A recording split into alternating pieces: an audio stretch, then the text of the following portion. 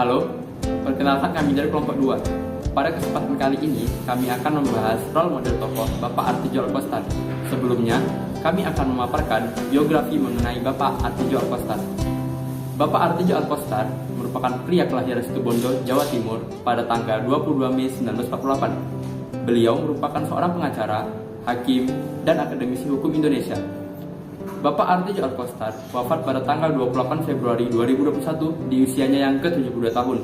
Semasa hidupnya, beliau pernah menjabat sebagai Hakim Agung dan Ketua Kamar Pidana Mahkamah Agung Republik Indonesia, di mana ia terkenal karena vonisnya yang cenderung memperberat hukuman terhadap terpidana kasus korupsi dan dissenting opinion yang ia keluarkan dalam beberapa perkara besar.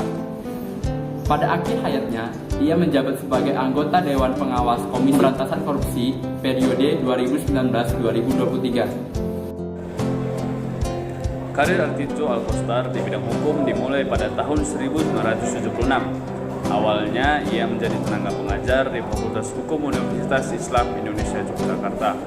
Pada tahun 1981, ia menjadi bagian dari Lembaga Bantuan Hukum Yogyakarta, yang dimana ia menjadi wakil direktur pada tahun 1981 sampai 1983 dan direktur pada tahun 1983 sampai 1989. Artidjo Alkostar mengawali karirnya sebagai Hakim Agung pada tahun 2000 dan pensiun pada 22 Mei 2018. Sepanjang 18 tahun mengabdi, ia telah menyelesaikan sebanyak 19.708 berkas perkara di Mahkamah Agung.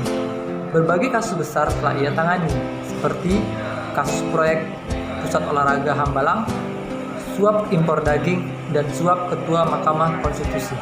Kiprah Artidjo sebagai Hakim Agung terkemuka disebabkan keberaniannya berbeda pendapat dengan majelis hakim lain, seperti pada perkara mantan Presiden Soeharto dan skandal Bank Bali dengan terdakwa Joko Sugiarto Tjandra. Pada kasus Joko Tjandra, ia memutuskan terdakwa bersalah dan menjatuhkan hukuman 20 tahun, meski dua hakim agung lain membebaskannya. Putusan kasus Joko Tjandra memperkenalkan dissenting opinion dari Artidjo.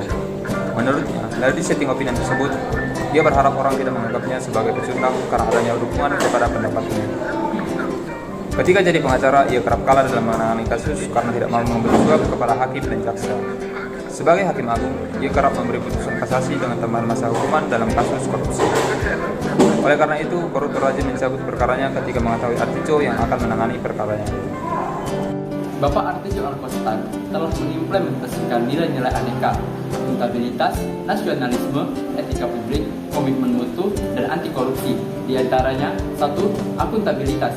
Semasa bertugas, Bapak Artidjo mewujudkan nilai-nilai akuntabilitas dengan selalu berperilaku jujur dan berintegritas, menciptakan lingkungan kerja yang akuntabel, bertanggung jawab dengan pekerjaannya, dan memberikan putusan yang adil terhadap para pelanggar hukum di persidangan.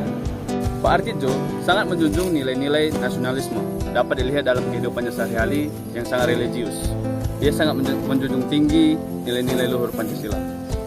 Hakim Artidjo selalu menjalankan tugas secara profesional dan tidak berpihak, mempertanggungjawabkan tindakan dan kinerjanya kepada publik, dan membuat keputusan berdasarkan prinsip keahlian.